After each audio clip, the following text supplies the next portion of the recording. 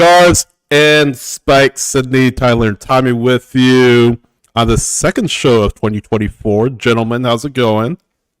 Quite well. It was a busy freaking day, though. Really? What? How so? How is it busy for you? I mean, just generally, or everything.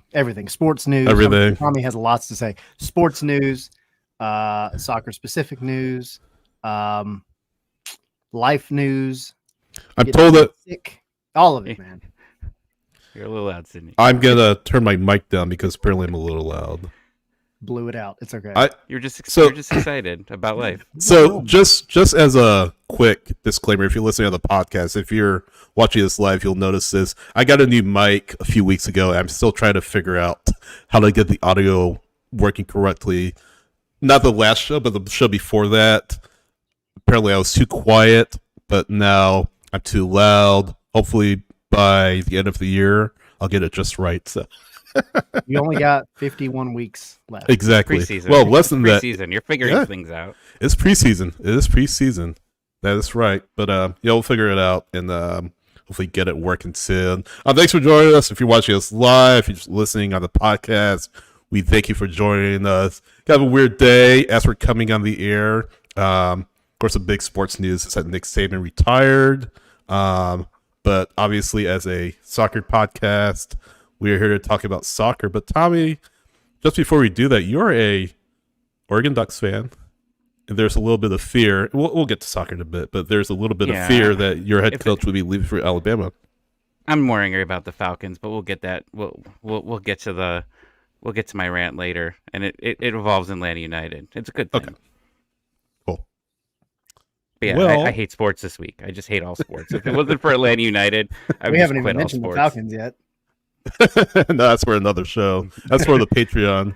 If anybody follows me on Twitter, I apologize that you saw like 1,000 tweets from me on Monday and Tuesday, just yelling at every single idiot that was just going off about the Falcons and Lamar Jackson, all of that. But yeah, so if I have a rant, but it's later on. You should be happy for Atlanta United fans. You have a rant later on, and we'll get to that. Yeah, it's good. A bit later. But we have some news to talk about. Obviously, kind of run it down real quick. Dax McCarty signing for Atlanta United. We'll talk about what that means for Atlanta United. Good deal, bad deal. We'll give our thoughts. Bartosz Slisz, Stian Gregersen reportedly on the way in as well. We'll talk about that as well. As just said as well, back-to-back ties. I didn't mean to. Matt Doyle put out a depth chart.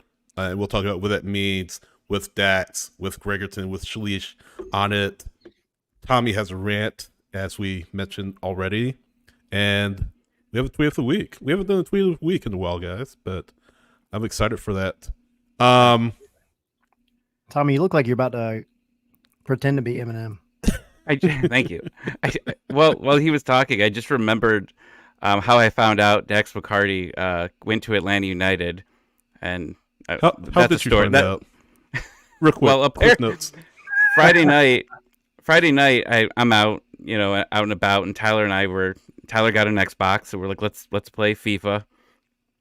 I had quite a few drinks in me as we started playing FIFA, and apparently he told me that we signed Dax, and I just ignored him because I would have made a huge thing out of it because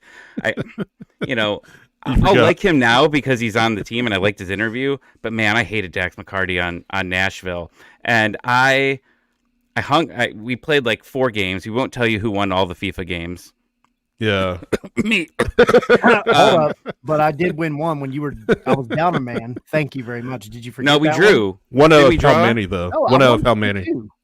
Oh yeah, maybe you did win. Yeah. Yeah, See, that's the kind of shape that I was in that night. So we end our Xbox thing, and then I open up Twitter and I see all this Dax McCarty stuff, and I'm like, oh my god! And I FaceTime Tyler, and I'm like, we signed Dax McCarty. He goes, I told you this. Nope. 45 minutes ago, I You forgot. literally said this. And This what is why I funny win in. was we were This is why I was actually winning in playing FIFA. I wasn't as paying attention to your Nashville. words. Huh? I wasn't paying attention to your words. I was focused on Clearly. beating you in FIFA. Whatever. You were actually playing. No, one of us was playing as Nashville at the time. That was the best part. Ironically. Oh yeah. Because we would go in and we would just like hold the stick down until we just landed on a random team. And we were playing like the stupidest games, like Vancouver Whitecaps versus Nashville, and like, Griffin Tech versus like Mercer University. Man U versus third division Scottish Premiership team or whatever. I was Newcastle. I don't remember who he was, but yeah, we had some fun. Spurs. Terrible. Yeah, Spurs. Yeah, that was a good one. But yeah, anyway, so I totally ignored Tyler. He was breaking the news to me, and I just didn't care. And then I freaked out about it. So let's kind of segue. We're going to start with that. Obviously, Dax McCarty signing with Atlanta United, 1-year deal, option for a second. I know when free agency opened up toward the end of the year, around that time, I had noticed that Nashville SC were not bringing Dax McCarty back for whatever reason, maybe because it was age, maybe because it was for budgetary constraints, even though at this age, I don't know how much money he would command, and we'll have to see what the budget number is for Atlanta United, but I don't think it's that much. I wouldn't imagine it's that much, but Nashville essentially cutting ties with Dax McCarty, and yeah, went the open market, and he said it in this interview with Joe Fryhofer from Atlanta United that retirement was an option. He was considering retirement. He was considering a few other teams, and ultimately Atlanta United stood out. And he has some very complimentary things to say about Atlanta United, and y'all can check the video with Joe, check Twitter, check all of that. But he said, really excited to be here.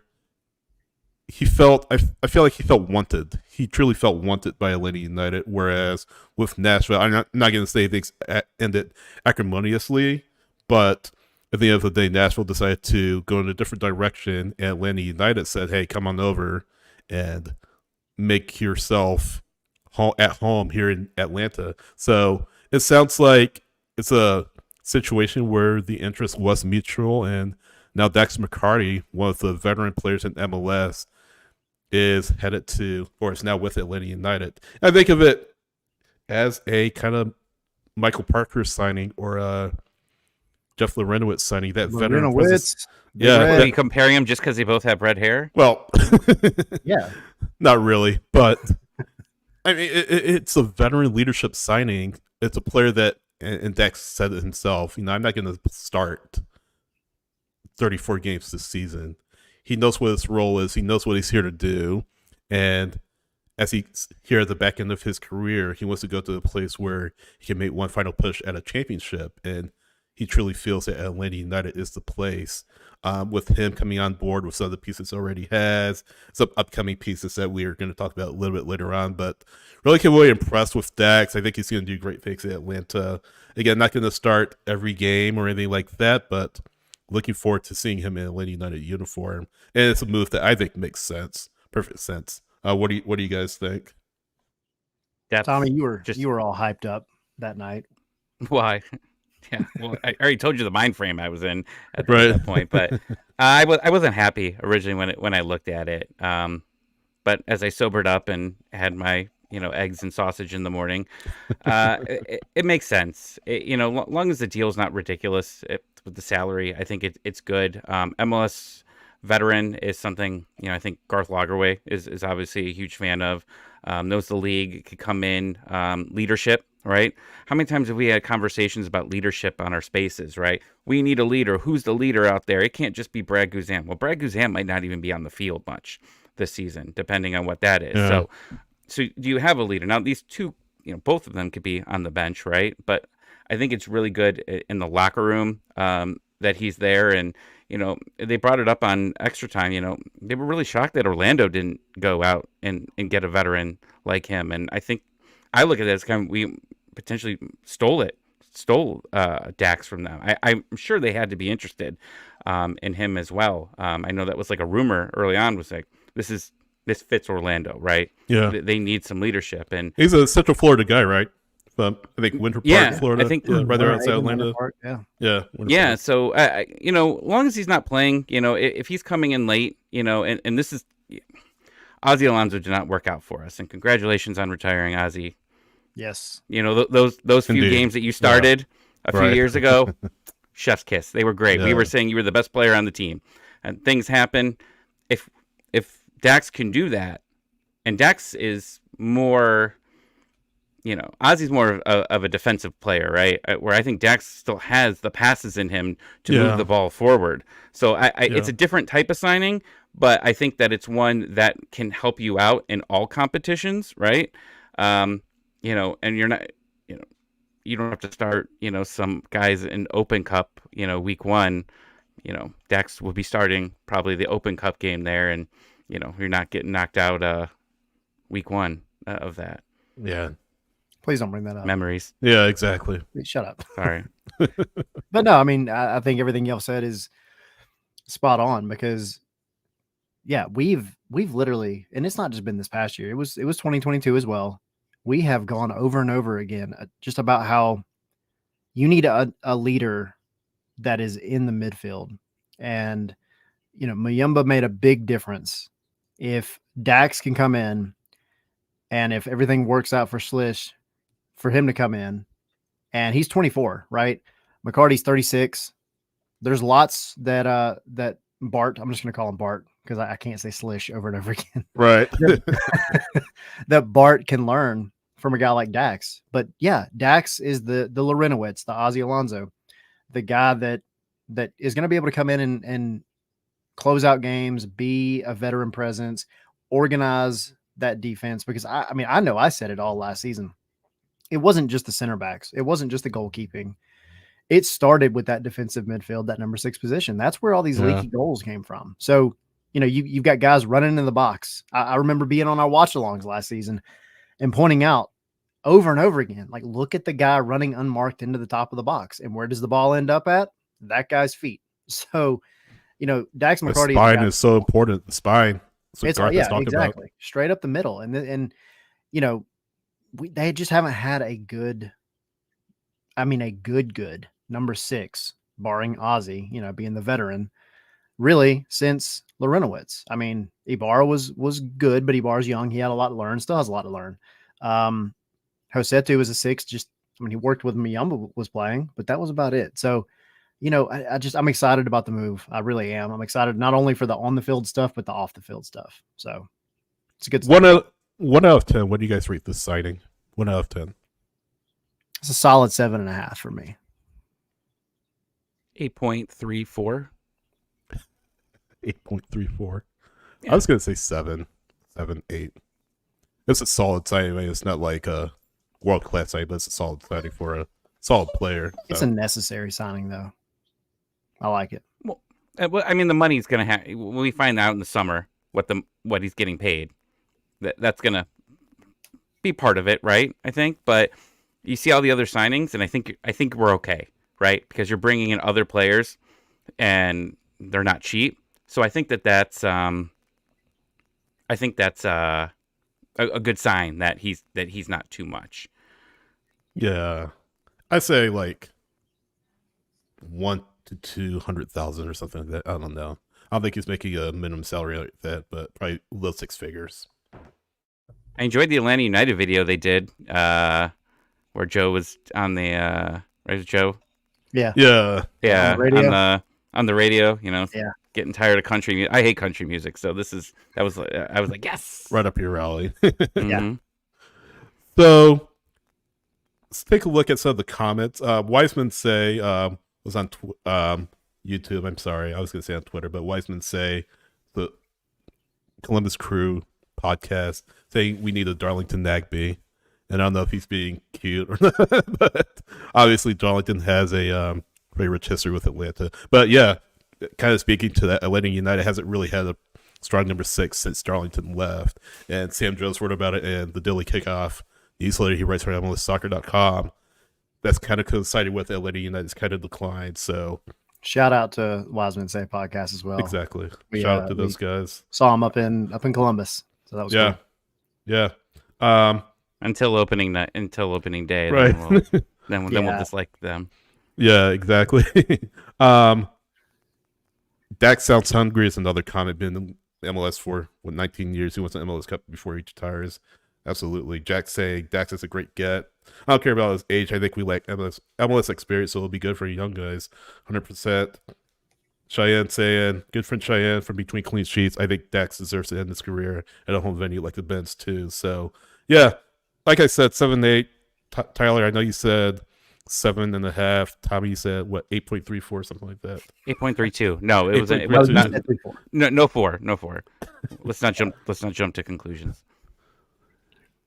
So that's Dax McCarty, and he's coming in to Atlanta United this year, maybe next year on an option, depending on how he feels. 2025, I should say, on an option. But we all know he's not going to start at the number 6 position, and that kind of flicks us over. But why? Yeah, exactly. But why, Sydney?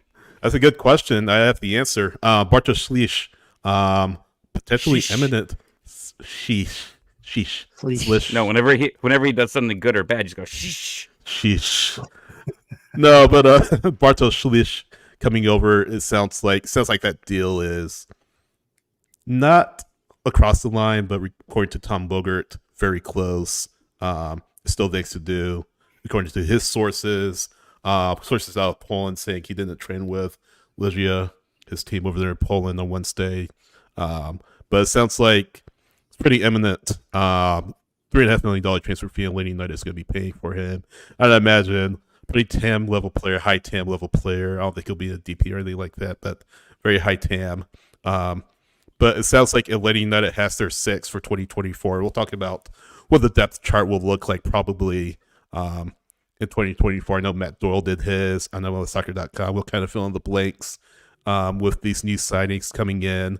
But kind of what are you guys' thoughts on it? I mean, Tyler, I think you had a little bit of insight that you got from some folks over there in Poland about Slisz and seeing him play, what he can bring to Atlanta United, because from what I've seen on social media, what I've heard, he's been a very good player for Legia Warsaw, and their fans are sad to see him potentially on the way out. So I guess what are you hearing? Yeah, so I mean, you can go and look at the videos, right? And we've seen the videos. I think at first glance, if you're an Atlanta United fan, you look at him and you think, okay, well, this guy has the energy of a guy like Muyumba, right? I'm not saying he's going to be Muyumba or that style of player, but I think it was nice to watch his highlight videos and see a guy that's just moving off the ball constantly. He's covering a lot of ground. If you're playing out of the back, which is what Atlanta is going to be doing, you have to have a guy that is comfortable with the ball at his feet all the time and is going to be constantly opening up angles, spaces. Just the movement is so important. And there was so much stagnation in this midfield for so long, right? Muyumba solved a lot of that, but you now have, I think, that other piece that was really needed. But not just that. I mean, he is a defensive midfielder. He is not an 8. He can play as an 8, and he's been kind of used as an 8, which is the inverse of kind of what we said about Muyumba, right? There was a lot of people that said, oh, he's a defensive midfielder. No, he can play it. He has played it, but he is a central midfielder. So this is the other half of that puzzle, I think. And then when you add in Dax being here, that can, hopefully mentor him a little bit, right? Fine tune him a little bit. He's already a solid player. He's got some caps with the Polish national team, right? And yeah, as far as the TAM level signing, I mean, you're not looking at a DP, right? Right. Depending on the contract, like the amount of years, you're potentially looking at what, maybe they double, maybe triple what he's making now. But even then, you're not going to be looking at a DP level signing. That's not to say he's not DP level, but in terms of tagging that DP designation on him, you're not going to have to worry about that. So if it comes to fruition, it's another, I think, a really good get. And yeah, like you said, Tom kind of saying it's almost Bobby over. Scoops. It's close, but yeah, talking with some of the folks over in Poland, good buddy that I've actually written some stuff for, that they do a guide for MLS over in Poland. Did it last year, doing it again this year. But on Twitter, Polish Miami, if you want to go look them up. Yeah. But they they were excited about it, and they're doing an article about it as well, because that's what they cover over there. So they said we're getting a good guy. They said that he's not talking about a world-class player, right? At this point, you're not talking about a Luka Modric or anybody, right? Yeah. But you're getting a guy that's going to make this team better ultimately. Yeah, and Mark saying in the comments, I don't know why I'm struggling to think of what it's called. They say in the chat, Slisz was making 175,000 at Legia Warsaw, so he'll make substantially much more. Again, not in the TP territory, but substantially more than he would over there in Poland. But yeah, Atlanta haven't had that solid number 6, and we already talked about it. Atlanta haven't had that solid number 6 since Starlington Nagbe left, and yeah, like you said, Tyler, he's no Luka Modric or anything like that. Not even close. I mean, we don't need a Luka Modric here. We need just a MLS level number 6, a solid number 6 that can do the things you need down there. And can I just rant for a little bit? Yeah, that's we my got thing. 2 rants tonight. This is great. That's my It's thing. a mini rant. It's a mini rant. It's okay for Atlanta United to look for players in other places other than South America. It's okay. It's perfectly fine. I know that's kind of their quote-unquote brand when they first came to the league and all of that, but you can't just go to the same well multiple times, especially after the last few guys he signed from there. It didn't really work out all that well. That's not to say there aren't quality players in South America. I'm not saying that at all. Not to say there are no quality players in Latin America, but it's okay to spread your wings a little bit and look elsewhere. And the price is going up there. Yeah. Just basically said the same thing. Yeah. And the price is going up. Yeah. But I mean, we were getting some players for cheaper back then, and yeah. But price also has gone up. a club, this is my addition to your rant, a club that is as big as Atlanta United, and going back to what I just said about Bart, and the folks from Poland, they're looking at this, and the article that was written, and I can't remember the outlet's name, but the article that kind of broke this news today, they look at Atlanta United and they look at Mercedes-Benz Stadium as a phenomenal, exciting place to go play. And the player even said he wanted to come here, right? Yeah. But to piggyback on what you were saying, like, this club is big enough, have the second highest attendance in the North and South Americas. So you shouldn't be looking at one continent for players. You have a big enough net to cast it all over the world. So who gives a crap if you get anybody from South America, Europe, Asia, Australia, Africa? Like, who cares? If they can play football, I don't care if they're from like Antarctica. Yeah, if they can play football well, let's add exactly. that. If they can They play play football well. That's all I care about. They're Bring from them on. Antarctica. They'll probably be able to play in Columbus in February. Oh, yeah, that's true. True. That is. I think it's a good move, though. I was nervous because when these rumors started, kind of seemed like a lot of Atlanta United rumors were like, maybe this is a thing. And then you started maybe seeing a couple other tweets like, yeah, they really want to keep him. And I was nervous that they weren't going to go after a 6. Right. I was a little bit nervous about that.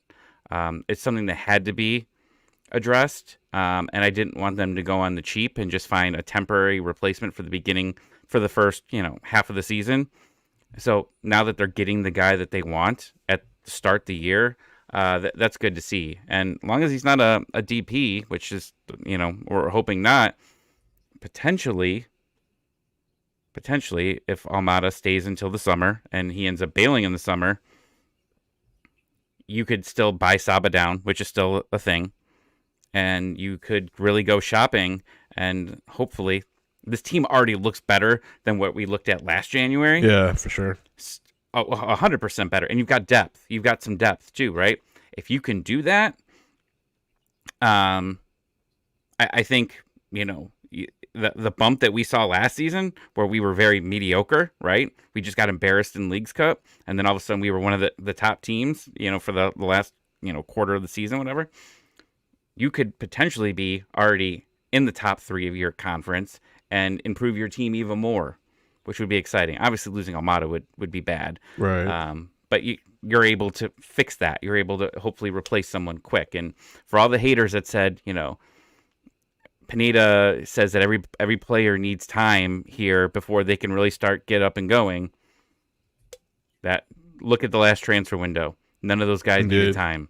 They all hit it real quick. And also, if you want, as an Atlanta United fan, if you want to just have a moment of hopeful peace, and Almada does leave in the summer, I've said it on the show a couple times, but just because you lose your best player or one of your best players doesn't mean your season's over. Columbus lost Zelarayan in the summer. And then what do? They go and make the right moves. And now we're looking back on history. So doesn't mean the season's over. You're not going to get another Almada. You're just not, right? But you can get somebody that fits the team the way that it needs to be fit. And that's fine. So a couple of comments in the chat I want to read real quick, just so to get a temperature check of what people think of the deal. Now, it seems like all the players Atlanta have signed, and I'll say are going to sign, want to play here, which is great. Henry saying, to the extent I care about a player plays well and wants to play here. And certainly checks the box for Dax. Dax can play well. I mean, he's 37, but he can still play well. He has still something in the tank, and he wants to be in Atlanta. A1XO saying he has a cousin in Poland who's upset about Slisz leaving Legia. So, yeah, it looks like from what I've heard from Poland, from just the social media chatter and here in the chat as well as other places, it's a solid signing. I mean, it's not like a home run in the sense of, oh my gosh, he's a global superstar, but it's a solid signing. You don't need really global superstars all the time. Just need people to fit. Players of need, exactly. Players of need. And Bartosz Slisz is definitely a player of need. You know who else is a player of need? Who, Sydney? Stian Gregersen. So from close. Bordeaux. Another player from Europe. Unfortunately, for those of you who aren't fans of them, but no, but Stian Gregersen apparently was in Atlanta or is in Atlanta as we speak, according to Tom Bogert, getting his physical, and it's like right now is a matter of when the deal will be announced. We're doing the show. It's about 7:28 on a Wednesday right now. Nothing has been announced by Atlanta United. I would venture to say no later than Friday afternoon. That's just me speculating. I have no inside knowledge. That's just me speculating. But yeah, he's reportedly here, apparently here, getting the things worked out. $2 million transfer fee reportedly. And another player that he's not a superstar, but he's a player of need. You have Miles Robinson having gone to Cincinnati. You need a starting center back, and you got it. And Stian Gregersen, who by all accounts has done pretty decently for Bordeaux. It sounds like they're having some money issues, so it makes sense for them to kind of let him go. But, this is a deal, and I'll kind of rate this maybe a 7 as well. I didn't rate Slisz yet, but as far as Gregersen, not really knowing much about him, not really having seen him, I rate this kind of a 7. I mean, you need a player back there to replace Miles, and no one's going to fill Miles' shoes exactly. I mean, he's a strong player. On his day, he's an MLS Best 11 player, and definitely wish him the best in Cincinnati. But this is a player, Stian Gregersen, who can step right in and start for you, and hopefully be that anchor in the back line that you need. That Miles, that hole that Miles left down there in the back line, and hopefully a much improved back line. Because my goodness, we could talk all day about just some mistakes that this team has made defensively, and a lot of it's stemming toward the midfield, like we talked about. So, What do you guys think? I mean, I feel like we've already talked about it. I feel like it's not really new news. I feel like we've already kind of given our thoughts on it. But again, close to done, it sounds like. And again, like I said, I would imagine no later than Friday afternoon, he'll be officially announced for Atlanta United. And I'll say this real quick, Tyler, just real quick. Doug Robertson from the AJC tweeted out earlier that players will report for physicals on Saturday and camp opens Monday. So I assume Gregersen will be in here. Maybe not Slisz, but certainly Gregersen I would expect to be there. But sorry, Ty, go ahead. Yeah, no, I mean, I think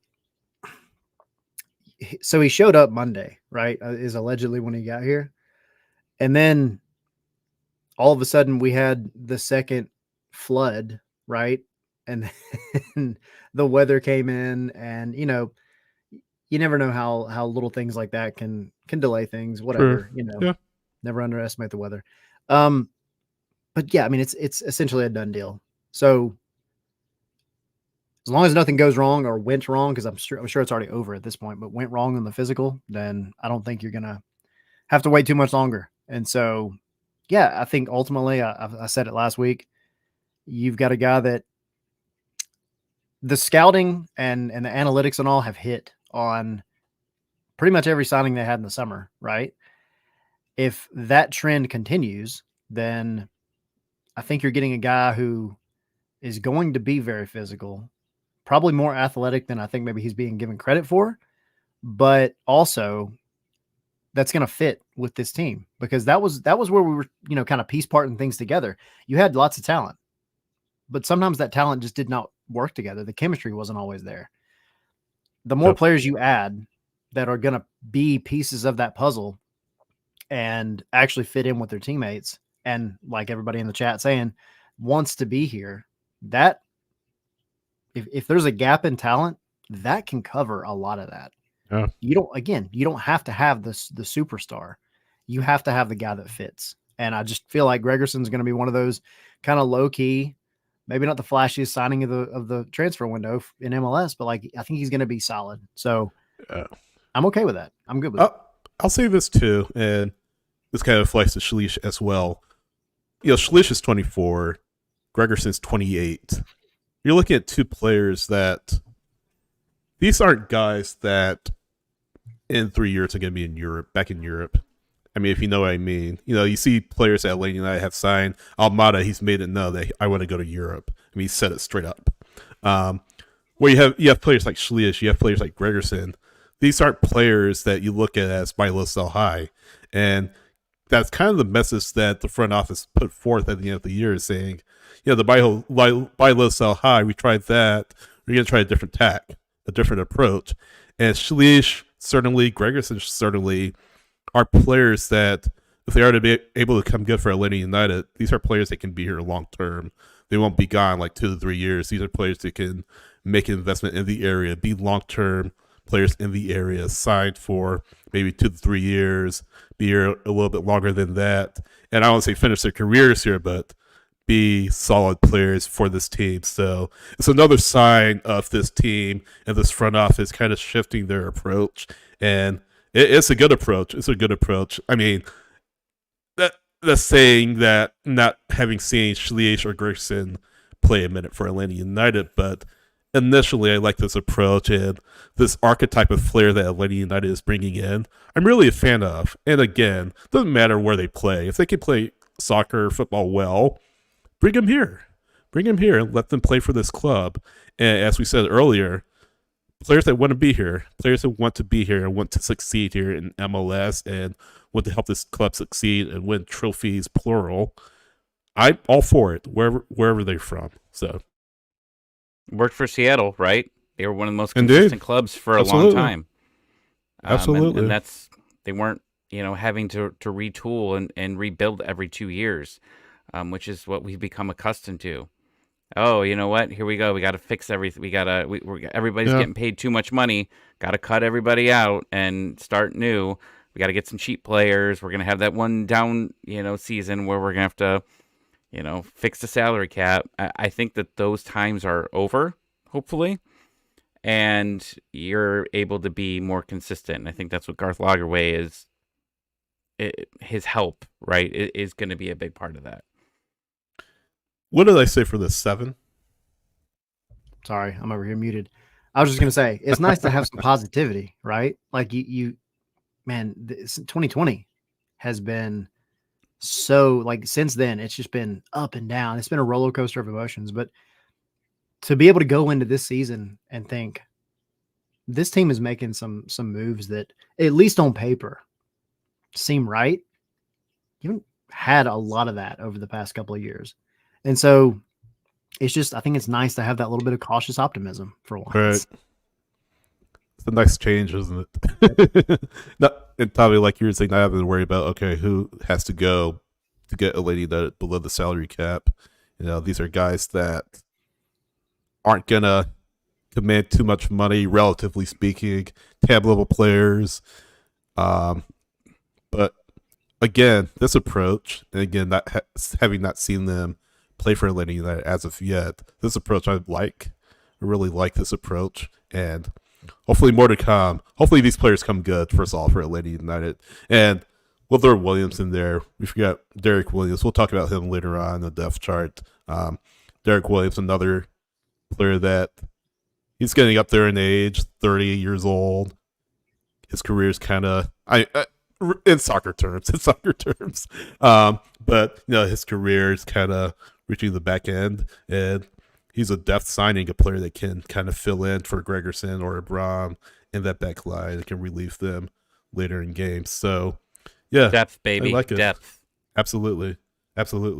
And Patrick in our chat is calling his shot a MLS Cup, not only an MLS Cup, a Club World Cup, which is coming to the U.S. and could very well see Atlanta host in 2025. We don't know, but we will see.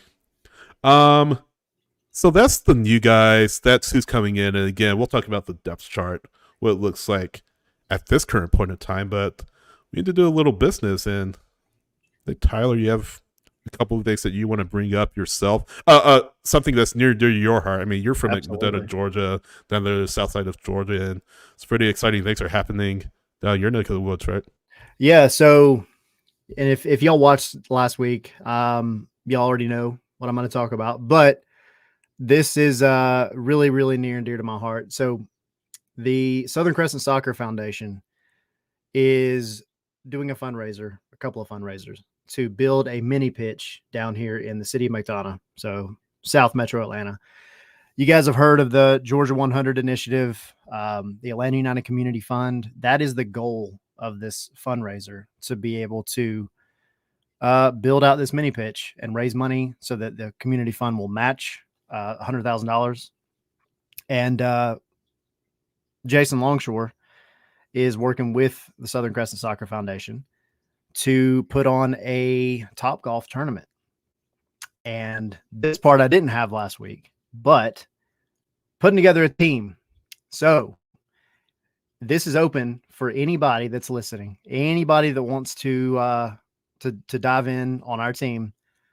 Hit me up, let me know. But it's going to be 6 of us. We're going to go have fun, raise money for a really good cause. But the event is actually, it says Topgolf in Midtown, January 25th from 7 to 10 p.m. And you're going to have folks from Atlanta United there. You're going to have folks from us, Scarves and Spikes, Dirty South Soccer, 92.9 The Game, because it is Jason Longshore's Atlanta Soccer Tonight show that's on 92.9 The Game that's putting this on. So you're going to have a lot of representation from a lot of folks in the soccer community, and it's just going to be a fun time. So if you want to be a part of our team, you got to hit me up, let me know. And we're going to, I think Sydney's already got it going on. We're going to put some links up in the chat, and then I'm going to have an article coming out on Dirty South Soccer very, very soon that'll kind of go into a little bit more of the history behind it, and also have the links available as well. Yeah. Quick bit on the history. Really, really cool, I think. From a personal perspective, this park, I grew up playing ball at this particular park.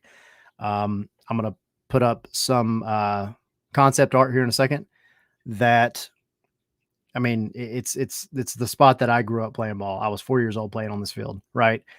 The actual spot where the mini pitch is going currently is a parking lot, but decades ago it was actually a community pool, and the pool was filled in during desegregation. So this is a step forward by the city of McDonough and the Southern Crescent Soccer Foundation to kind of move past that, right? To move past just a dark time in history and create something that is for everybody. Anybody can come play here. Anybody can come kick a ball around, learn the game. I was talking with Eric Morrison, who is the director of Southern Crescent Soccer Foundation, talking about doing, watch parties, all different kinds of events at this thing. So it'll be a beacon to the community. It'll be a really great thing. So Topgolf is where it's going to be at January 25th, 7 to 10. Hit me up if you want to be on the name notwithstanding Scarves and Spikes team, and we'll have a good time. So yeah. And if you want more information on, just the Southern Crescent Soccer Foundation as a whole, their website is scsoccerfoundation.com, scsoccerfoundation.com. So go to their website, read all about what they're doing down there on the south side of Atlanta, the south side of the Atlanta area. And again, Jason's tournament going on Thursday the 25th. Reach out to Tyler on social media, let him know, hey, I want to be a part, and he'll get you in. I'm going to try to be there. Hopefully I can make it out there. Not next Thursday, but this 2 Thursdays from now. And are you going to tweet out those images as well that you showed?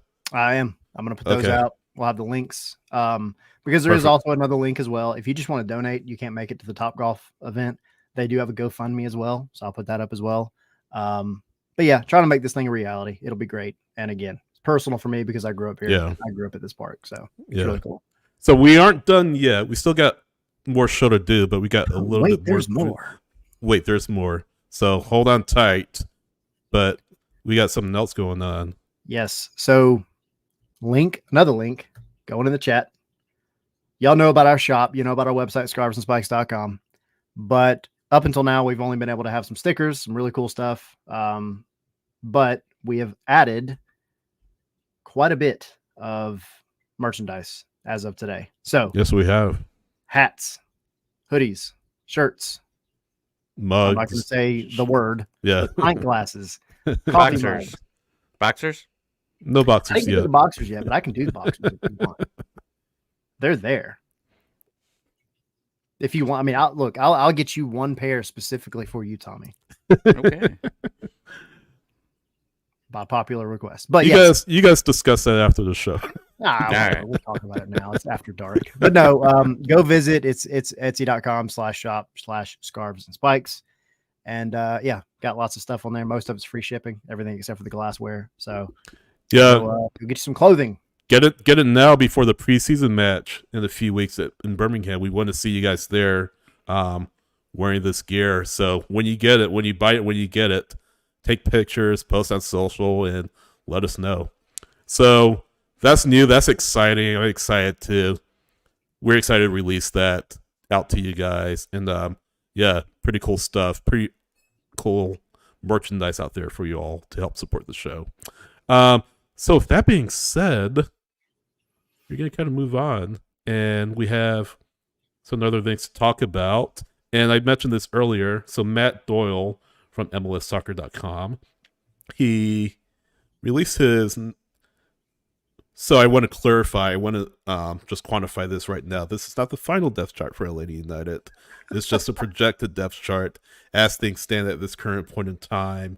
And if you're watching on the podcast on YouTube, we're going to show it on the screen, or on X, we're going to show it on the screen. But if you're listening after the fact on social media, or I'm sorry, on the podcast, you know, kind of talk you through what he put down. So Yakimakis, TRA, striker, Silva, Etienne Brennan, left wing, Saba, Mascara Wolf, right wing. Etienne still exists? What? Yeah, exactly, apparently.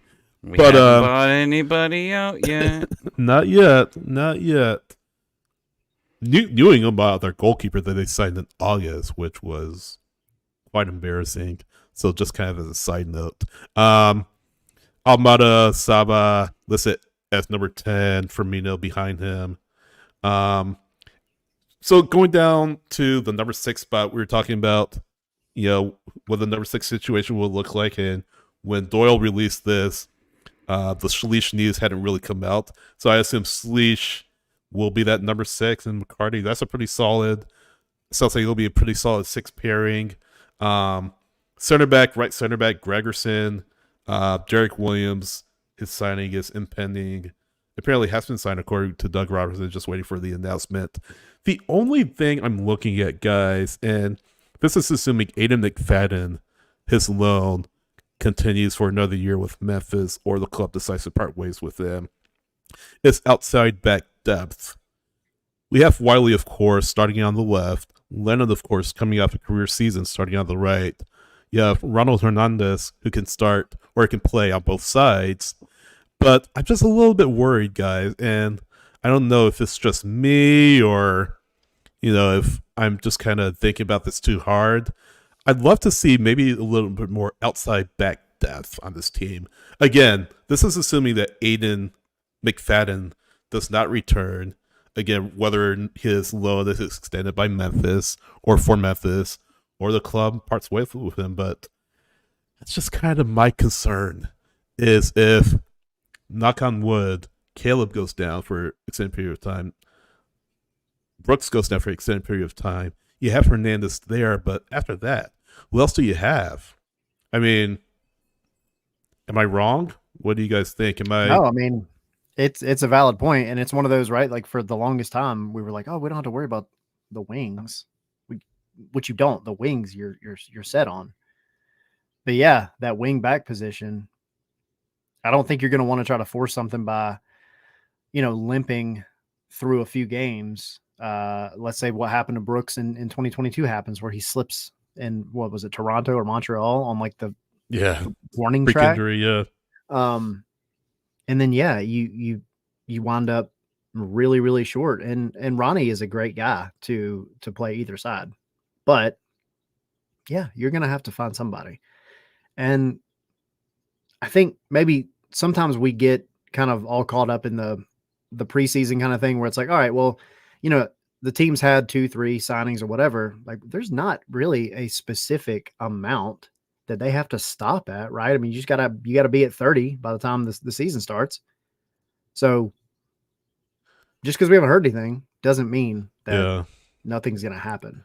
I'll throw this in. Mark was asking about Wiley going to the Olympics. Exactly. I would expect to see Caleb in the Olympics. U23 players, among those U23 players that go to France in the summer. So you have to think about that. But yeah, just because you'll see anyone there, Tyler, like you were saying, doesn't mean I don't have a plan there. But that's just kind of my gut feeling looking at this depth chart. I mean, Tommy, I guess what stands out to you, I guess, anything that jumps out, anything that you see from a depth standpoint that Atlanta United need? What are your thoughts? I agree. I feel that this position won't be needed unless there are injuries, or you need, you just need some time, right? And some of the other competitions. How many times has Atlanta United went out and brought a few people in at camp for tryouts, right? MLS veterans that come in, right? So you can get someone at a cheaper price. And I think that's probably what will happen is, you'll see on the Atlanta United, Twitter page, people zooming in on players on the field and saying, who's that guy? And then we find out that on trial with the team. Right. We find out that this guy randomly played for Vancouver at some point. We have to bring up Vancouver twice in one podcast now. Right. But I mean, they'll end up signing someone, I think, for depth at a cheaper price. I don't think, maybe years back you'd say, okay, well, maybe you just trust, a young player for it. But I think this team has high ambitions for this season. So I think they're not gonna go cheap.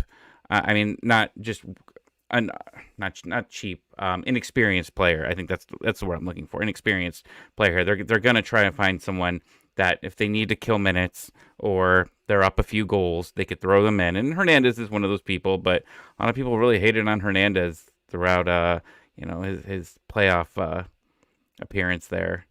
Not a lot of people liked him. Zil saying in the chat that Luke Brennan could play right back, and he played there for Atlanta United too for a little bit, which I get. And I saw Aiden Torres also brought up in the chat too, Zelf as well. I get it, but I mean, Luke's 18. I mean, how much time is Luke gonna get? If he's needed. I mean, you could see him in the cup situation. You could see him something like that, maybe a few minutes here and there. But I mean, he's 18 years old. Hasn't played has no MLS caps at this current point in time. Actually, one. I beg your pardon. Yeah, one. I apologize. That was that Nick Firmino game. Yeah, yes, that's right. Aiden Torres. I mean, you got him in the system, but another young guy who, 16 years old, he's going to be with the twos, maybe a little bit longer while he kind of gets his feet underneath him. But like he said, I don't want to say I'm worried about it. It's just something that stuck out, and you guys are right. Mark saying Florentine Pogba is available. Guys, remember him? Throwback hour. There, I see Dwyer in here. We need the Mikey Ambrose. We need the concrete and cream kits now to come back or something like that. I would take Pogba back. Who's this last club? Somewhere in Asia. I'm looking it up. Like China. Mohan Bagan SG. Oh, in India. India, that's it. In the top flight Indian League. Parkhurst. Yeah. What? Yeah. Chat's going crazy. Jacob Peterson. I think they're just trying to prove that they know who used to play for Atlanta United. That's what the chat's doing. Mark Bloom. Who else? Bring Kubo back. Who's we're going deep down the rabbit hole. Yeah, exactly. Yeah, we can keep going. Romario Williams. Romario Williams. What do you say? Breck Shea. Did Breck retire? Sal Sizzo. Yeah, Alex DeJohn. He's a surfer full time. That doesn't surprise me. Sal Zizzo, there's a name I haven't heard in a while. Zach Lloyd. Good Lord. Harrison Heath. Golly. Yeah. We can go on. Oh man, we're off track. Lawrence Wyke, get out of here. Did he play Nashville? Is it Nashville? Did he go to Lawrence Wyke? Yeah, I think so. I think he was in Nashville for a little bit. I don't know if he's still there. I think you're right. We'll kind of fact check that. I'm kind of bracing myself though, because Tommy, you were kind of in not a bad mood, but kind of a somber mood coming into the show, and you texted us and you said you had you didn't text us, but when we were putting the show notes together, you put in that you have a rant. Yeah. And a positive one. Yeah. So I'm interested in hearing what your positive rant is. We're not the Falcons. That's it. I'm done. That's the rant. We are not the Falcons. I don't understand how, and I know a lot of people don't follow the football, American football, all right, the Atlanta Falcons. But the National as you know, League. They blew a huge lead in the Super Bowl. I heard about that. They fired general manager. They fired head coaches. But they fired their head coach the other day, and I was watching their press conference. Had Arthur Blank there, and the CEO, I think, of the Falcons or whatever it is, Rich McKay. And it's the first time I've ever seen in a press conference the general manager not being there, sitting there when a head coach is fired. And it was really weird that happened. And a lot of fans criticized how the front office is run from the Falcons. And I go back and I think of what Atlanta United had. And Atlanta United, in a way, and I've heard people say this before, is that they were, they had their president, Darren Eales. Great guy. And he did a lot of great things for Atlanta United. Terrific. He was not a football guy. Okay, he was not good at roster building, and we learned that later on when we found out that the books were messed up extremely bad. We were very lucky to have Tata Martino, though. And Tata Martino was able to get people to come here for decent prices. But then things started going bad, right? Like the roster started falling apart. Boca was basically the guy. They didn't have analytics. They didn't have all that. They didn't have scouting, very good scouting. They had some scouting, maybe a guy or a guy and a half. They brought their kid to work one day.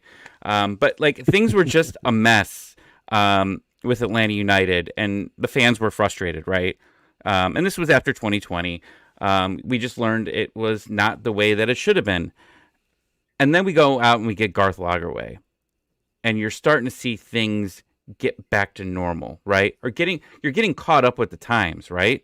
Because analytics is a part of all sports, right? And any team that does not embrace it usually gets left behind. It's very rare that it does.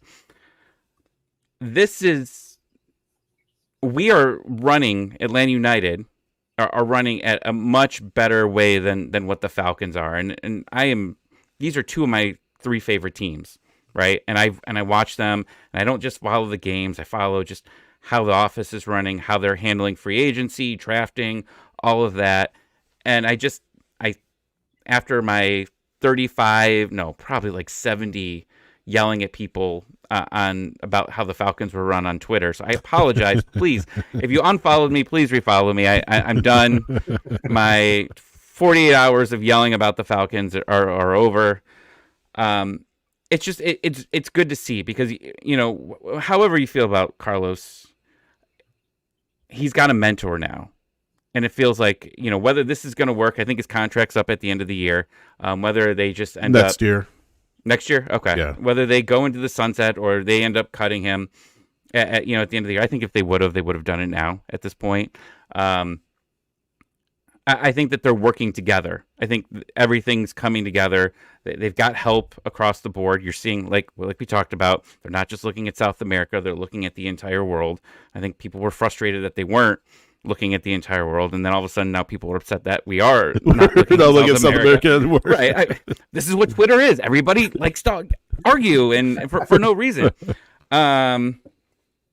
Everything seems to be in place, and like I finally feel comfortable as an Atlanta United fan that the future is bright and that we don't have to worry about all these things that we complained about on Twitter Spaces when we started this 2 years ago, or the podcast last year when we started. Like all the things that we talked about that were bad with Atlanta United, they're getting fixed, and I feel like the Falcons are just in a loop.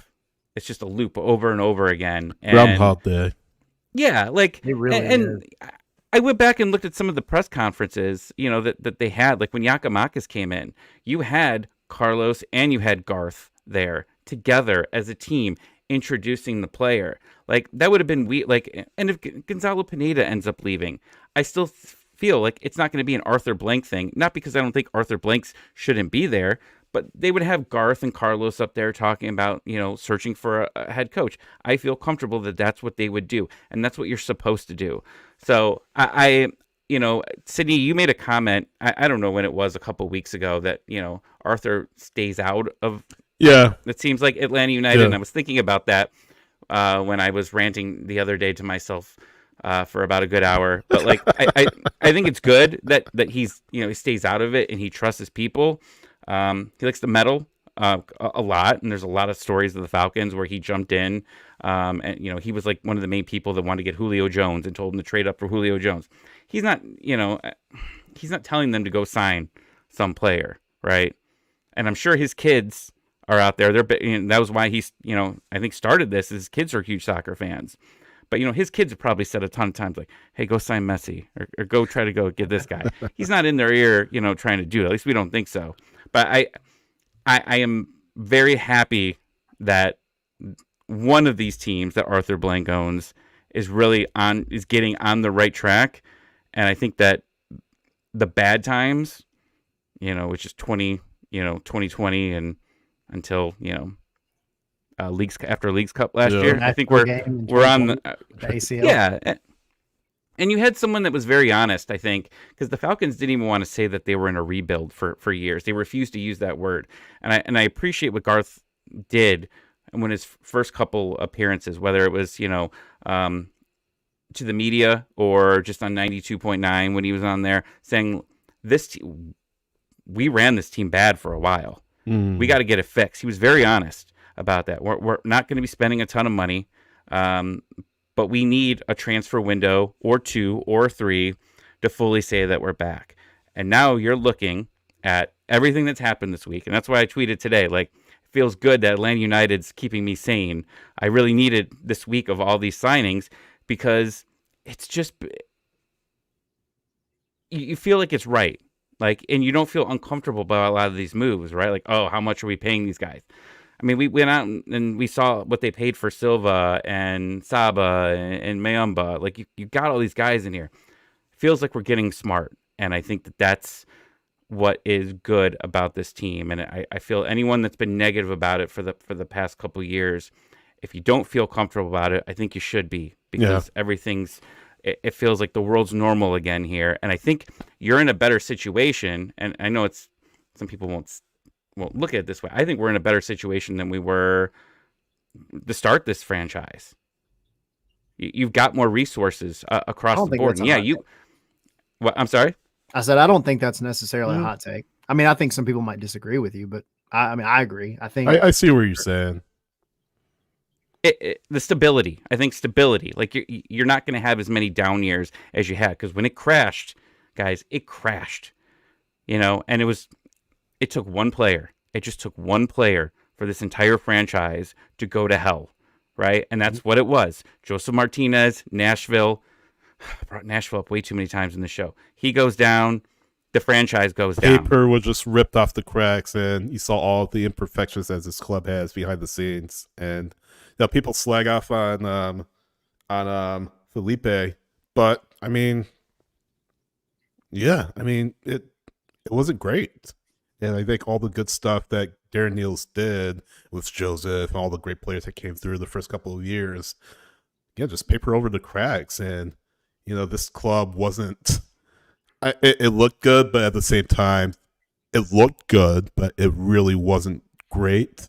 And there's winning, but it was never going to be sustainable. And sometimes to walk, you got to crawl first. And LA United have been crawling over the past couple of years, and looks like they're walking again, I feel like. But with these players coming in and with subsequent windows, they're ready to run once more. So I'm excited, and I'm glad that Arthur Blank, I feel he understands that he's a football guy first, and for better or for worse, maybe he is kind of meddlesome with the Falcons because that's his baby. I mean, he regards both of them equally, I think. But I think he looks at the Falcons as one of his prime investment, right? At Atlanta United, he's more hands-off because, I mentioned this a few weeks ago, he's not a quote-unquote soccer guy traditionally. Look at all the owners in this league, many of the owners in the league, some of them, are very passionate about soccer. Arthur Blank is, but I think he'll admit that, this isn't my primary area of expertise. So at least he's brought in a person like Garth to kind of help things along, a guy that knows this league inside and out, arguably the most respected executive in MLS. And it looks like this team is headed on the right track. Is it going to be perfect? No, but thankfully you don't have an owner like David Tepper who thinks like he's the smartest person in the room. And now, was this their third manager in as many years? In this episode tonight, I love it. It's great. Yeah, we had a good, who was it? Jack, I think, brought up in there that, this team had Joseph, Miggy, Tito, Carlos, Brad, Prime LGP, but that team wasn't meant to last long. You know, we don't have the books, but I mean, we were told that cap-wise, this was not sustainable, and that's why some of these players moved on. And even think about the Frank DeBoer, like whatever you think about Frank DeBoer, if Joseph didn't go on that legendary run of scoring goals, where a lot of games we won 1-0, or 2-1, Frank DeBoer might be out even faster than he was, than what it ended up being, right? Outside of Ajax, the club he's had the most success with was Atlanta United. Yeah, undoubtedly, unquestionably. Yep. Yeah, and and it really took his players stepping up to him, I think, and talking about that they had to make changes, right? I mean, we've kind of heard those stories about, I don't know if they've ever been confirmed, but there was talks, I think it was like after the All-Star break, they all got together and was like, we need to start playing our game. And the offensive side changed a lot, and they were able to score more goals, and things definitely came together. And yeah, this is not bashing Arthur Blank. I love Arthur Blank and everything that he's done for both teams and what he's done for the community and all the charities that he does. The guy's a good dude, for sure. I think one of the best owners out there. I just think that he's trusted some of the wrong people with Atlanta Falcons. I think that it's a mess, and there's talks of them getting Bill Belichick, and it's not why I'm wearing a hoodie today, I swear. But man, if they get Bill Belichick, just unfollow me on Twitter, because I'm going to be unbearable for at least 6 to 9 months. Tom Brady coming out of retirement. Just kick Sydney out of this. Let's just move on to the last part. Hang on. I got a quick question for y'all then. Yes. 2 questions, actually. All I need is a number. All I need is a number. Okay. This time last year, how would you rate Garth? And this time this year, now, how would you rate Garth? Well, I don't know if that's. I don't know if you want to. I don't know if that's a real thing to look at. I was going to say, if you looked at where the roster was this point, because I was actually going to ask you guys this at the beginning of the year, but like I'm taking what you're saying and almost kind of changed like what the lineup was this time last year to where it is now, to where it that potentially was a really big could be. Number. I don't know. I don't. I mean, I had high expectations for Garth. He didn't do anything yet at this point, so I don't have a number really for my excitement level was a 10 because of what we had previous, right? And we thought Boca was going to be fired on the spot, right? Like that was what everybody was hoping for. All right, so NA for Garth last year.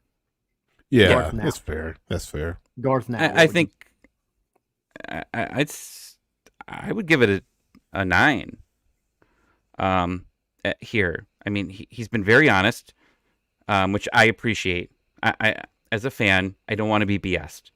I want to know what's going on with this team, and unfortunately, MLS doesn't provide you with the numbers usually of TAM and YAM and all that. Spam. Yeah, right. You can't figure things out on your own, so you have to trust them. And nobody and sorry, Carlos, but nobody trusted you at that time. People were upset with you for multiple reasons, so nobody really knew. And Garth came in and was just completely honest. Well, the books were bad. We're here to fix it. And I think that was the most important part. A lot of fans didn't want to listen to that, to what he said. And so people just kept judging the team the way it was. Right. But this is the year that I was prepped for. Okay. I wanted to make the playoffs this season. He still said he wanted to be in the top 4. Or, he wanted to have home playoff advantage. It didn't happen. I really wasn't that upset because realistically, I looked at the roster and said, we're very top heavy. We don't have a lot of depth. We said that all season. One injury can really screw up this team. And even look at what Josetu couldn't even play Game 3 against Columbus. And look how different we looked from Game 2 to Game 3. It was a huge difference of that. And I'm talking good about Josetu, and that's burning my soul right now. But like now you're seeing the depth, and we've used the word depth like 6 times today so far of just the players that we're bringing in, right? Like this is a completely different vibe than where we were last January. It was like, ooh, we're getting Giakoumakis. We're still and Etienne, but Etienne, we were so excited for him too. That's the only miss, really. Yeah, that's been the only miss. And, if he stays here, maybe they have confidence that maybe he can fix things here. If not, you could buy him out. But I want to keep harping here. I just think that if you walked away from this team 2 years ago because you didn't like how it was run, or you didn't like the style of play that they were playing, that it completely changed. I don't know if the style really changed. It was just that we didn't have the players to do exciting things. I think we're at that point now, and we saw it this season. We saw it last season. We were scoring a hell of a lot of goals, but we were letting a lot in, and we're already seeing the back line readdressed, and we're already seeing, don't put Miguel Berry in the chat, don't anger me even more. But then you, and you know, you're getting a 6, right? You know, I mean, you're getting all these things that we were hoping they were on our wanted list. And like, remember at the transfer window last year, they were like, why are we signing forwards when we're the worst offensive team? Because this was always just step 2 of the, you know, the second transfer window of him being around. So we're getting there, and I think you know, the Carlos Boca, or not Carlos, Pineda, the Pineda talk. I saw that in the chat quite a few times. They've given him the tools, right? If this doesn't work early on, I don't feel bad that he's out. Because you know, and we've talked about it. I mean, we've been up and down on Pineda for a year now, but now he's got a legit roster to start this season, and there's no excuses to start slow. Right? Yeah. You got one quick thing, Tyler, and then I'll give you my score. Yeah. So, well, go ahead and give me your score, because then I'm gonna add on after that. Okay. So Tommy gave 9.5. I was gonna say 8.5 because I mean it's not. I mean 10 is perfect, and it wasn't perfection, but relatively speaking, it was very good. Relatively speaking, and I'm gonna say 8.5 as we stand right now. Now going forward, when Almada leaves, whether that be the winter or the summer, the big question is how is this front office going to fill his spot? And it's never going to be a like for like or anything like that, but they need to find a number 10 that can dominate the way Almada has for most of his career. So I'm waiting to see what happens in that regard. And look, this is just another big step. It's a big step toward where this team needs to be, but you know, with Slisz coming in, Gregersen coming in, McCarty coming in, a solid signing, Williams, a veteran MLS signing. Like I said, this is a about face from what this team has been doing since it began, and you're looking at players that won't be 2 years and gone, even though there's nothing wrong with that.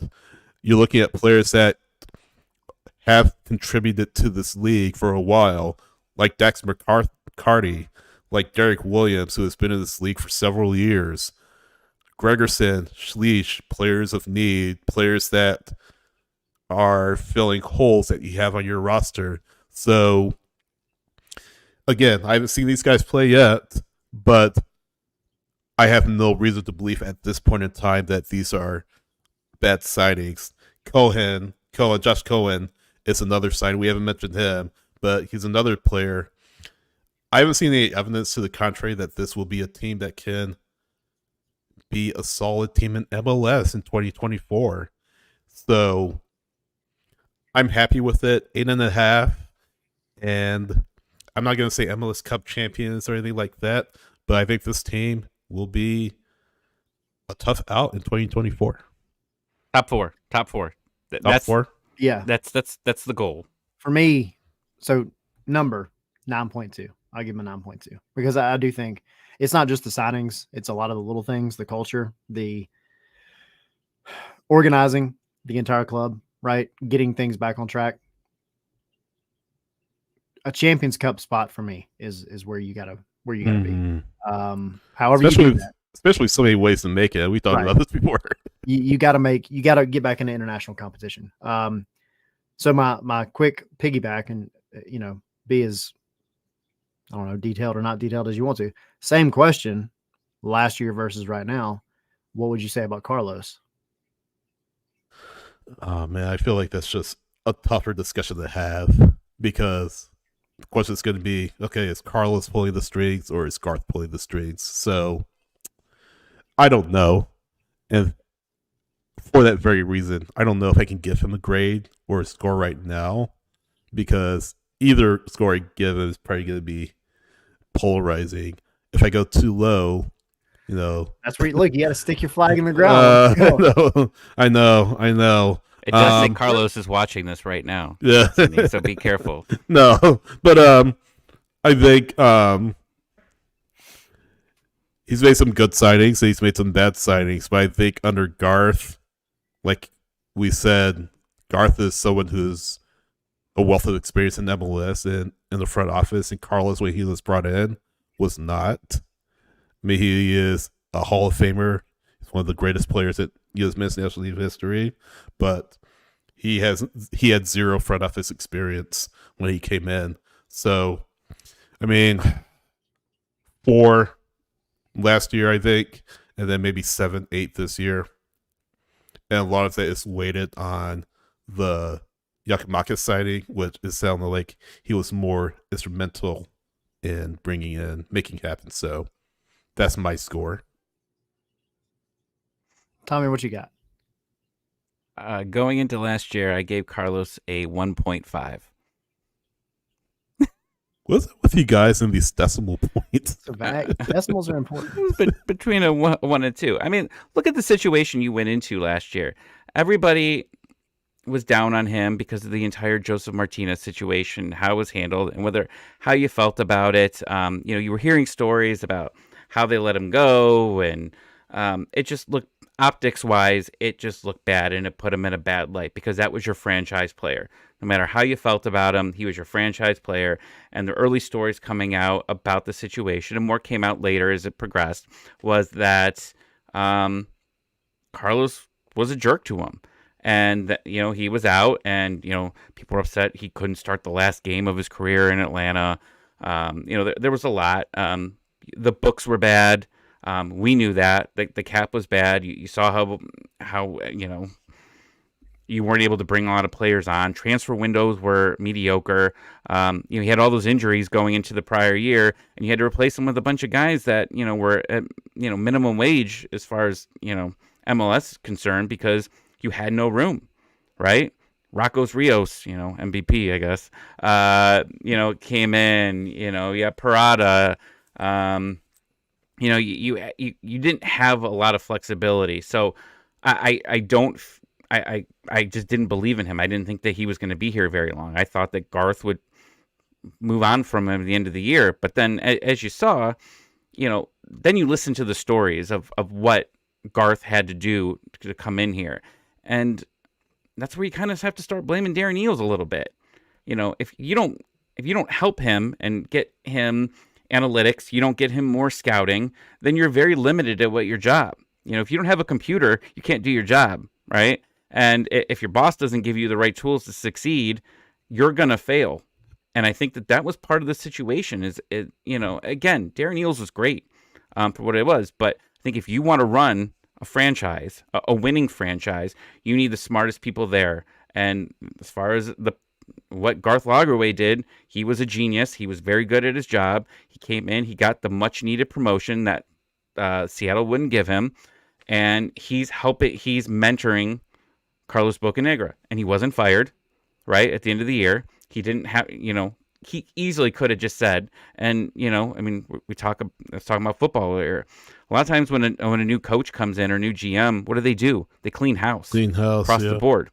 He didn't get rid of Pineda. He didn't get rid of Boca. He believes in these guys, right? And he's going to see what happens. So I 1.5 then. Now, I'm more trusting of the situation. And, whatever people say online is, if it was a good signing, pretty much every signing that was good, it was a Garth Lagerwey. Right. And Etienne one was Boca, which technically Garth wasn't around when Etienne signed. But it was a good signing analytics-wise. The numbers said that Etienne should have worked in Atlanta United, and it didn't end up working out. Whatever. But so that was a long thing to get to my number, but I give him like around a 7 now. Yeah. Yeah. I mean, so I would say a 2 last year, 2 or 3.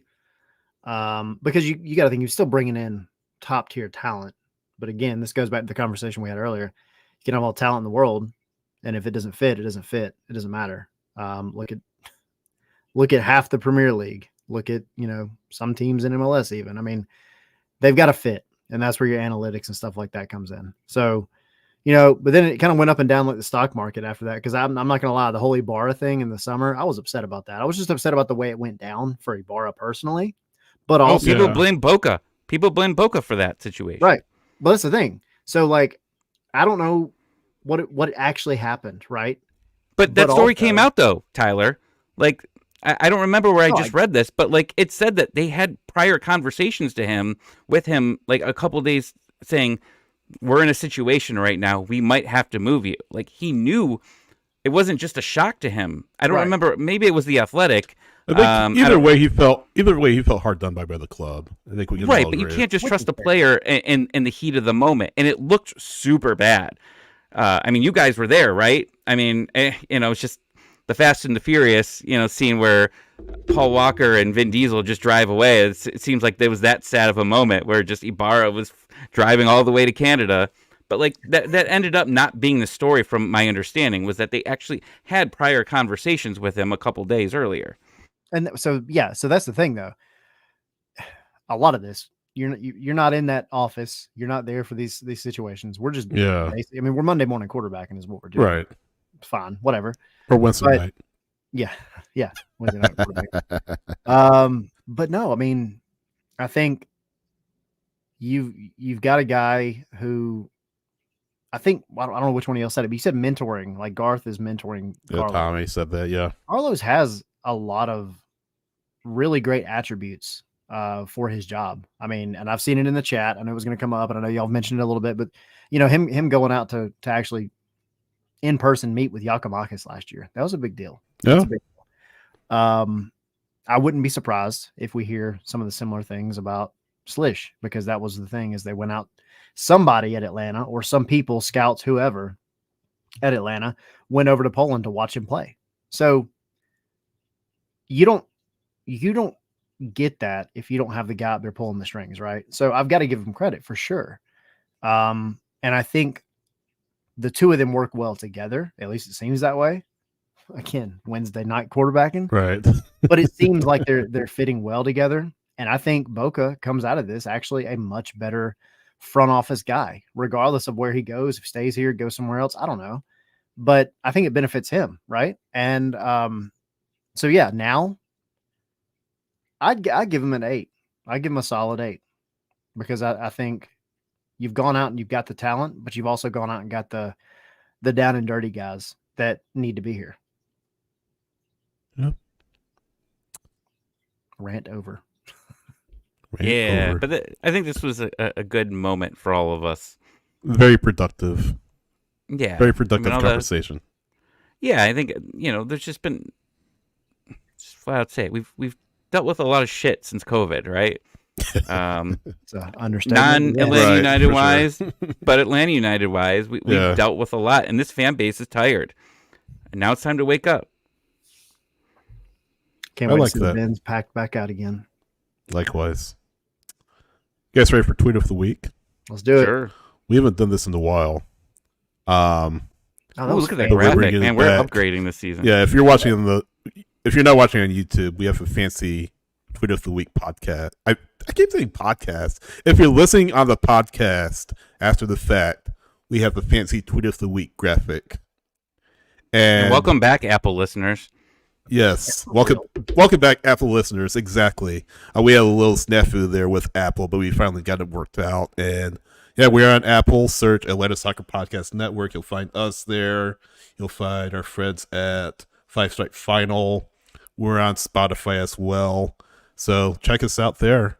But Megan Garrison _ on X. So Atlanta United released their teaser video of the Dax McCarty signing. It was playing country music, and Joe was the voiceover on the radio saying, "Are you tired of country music and all that? Those sad cowboy songs," and essentially teasing the fact that Dax McCarty was coming from Nashville to Atlanta. So Megan quote tweeted it or whatever it's called now that it's called X, quote X did. I don't know. But she quote tweeted it and said, "Welcome to the team with a trophy cabinet." Little shade. I like Zing. it. Yeah, a little shade toward our friends. Well, they have in a Tennessee. wrestling belt though, right? Right. Yeah, they have a wrestling belt, Right. but Whoop-de-doo. not a not a trophy. They came close. I'll give them that, but no trophies as of yet. They For came close, and then they had a Nashville hangover SC. hard. Oh my gosh, they did. Hard. They just crashed. But yeah, Megan Garrison _ is the purveyor or the tweeter Purveyor. provider First one of of our 2024. tweet of the week, first one of 2024, and the prize is nothing. We have no prizes, unfortunately. We got to tweet her and tell her that she got it if she's not listening. Yeah, good idea. A tweet from us. That's a good prize. Shout out. Real quick, Etsy, like we said, go to Etsy.com. Search Scarves and Spikes. Etsy.com/shop/Scarves and Spikes is the URL. Get a t-shirt, get a cap, snapback cap, get a beanie, get a hoodie, t-shirt, coffee mug, glass. Banana hammock. Yeah, banana hammock. No, but take a look at our merch on there and buy now because we have free shipping. We offer free shipping, and buy now and get it in time for the preseason friendly. Once you get it, like we said, let us know on social media. Tag us on social media. Let us know. We have The Patreon. shipping's free because you guys deliver it, right? I don't deliver it. In person. I can't do it. I missed that memo, but no, but yeah, check us out at Etsy. Of course, check us out on Patreon, patreon.com/Scarves and Spikes, talking about things we're doing up there, available only to our patrons. So yeah, check that out as well. You get access to Discord, our baby. Discord channel Yeah. and possible merchandise discounts, all that good stuff. So patreon.com/Scarves and Spikes. We're on X, Scarves, the letter and Spikes. We're on Threads, Instagram, Scarves and Spikes. I'm at Essex Rights. Tommy is at Tommy ATL96. Tyler is at ATL Pilgrim. Scarvesandspikes.com. Scarvesandspikes.com. You did a really good job there, Sydney. Sydney. You did a good job, Sydney, on all that. That was I great. wanted one thing because What? I think we got a lot of new listeners. We've got a lot of people listening Yeah. right now. One of the fun things that we do, we pride ourselves in being very interactive. Part of the Patreon is that we do watch-alongs. So 1 or 2 games a month. If it's an away game, we send you out a Zoom link, and you come on and you watch the games and get it. You know, if you have no one to watch the game with, you're just at home. I'm in Cleveland, so I don't have many people to watch it with. We're on Zoom, and you're talking to other fans. You know, Tyler's, drinking so much he's calling off of work the next day. I don't know, that's a little bit too much, Maybe. but it's a ton of fun. I think that's probably one of the biggest things I think that we do for the community is the watch-alongs. We've met a lot of cool people, and we have a lot of fun, and we give away stuff. So join the Patreon. Yeah, please do. We would love to have you. Yeah, and Tyler says scarvesandspikes.com as well. We'll try to post some original content on there as well. But I think that's it. We'll be back. Team. Yeah, Let's go. absolutely. Join us on Tap Golf this December, January 25th in Midtown. Again, check us out on social, and you'll find all the information there. But yeah, that's it for us. You guys got any other thoughts, concerns, comments before we Nope. get out of here? That was spot on. I like Thank you. Thank you. More We'll make- rumors. More rumors. Yeah, bring Rumors them are on. coming. We're running out of spots, but more rumors. Are we getting a mascot? Do we have a mascot? Do we get a new dog? Give us the dog. Thanks, everyone. We really appreciate you watching and listening, and we'll see you next time. Hopefully See next y'all. Wednesday. Cheers. Cheers. Ooh, we still have a kit? I know. February Yeah, that's 17th right. We still have a kit? For Henry Higuita. Yeah, Henry, what? February 17th or something? 17th. Somewhere on there? I'll remember that easily. It's my wife's birthday. Okay. Ooh. Yeah. February You better 17th. be buying her yeah. something. Oh, yeah. For sure. They always do things on 2/17. I feel like. I mean, it Well, makes sense. most years, but anyway. See you guys. See you guys. Peace.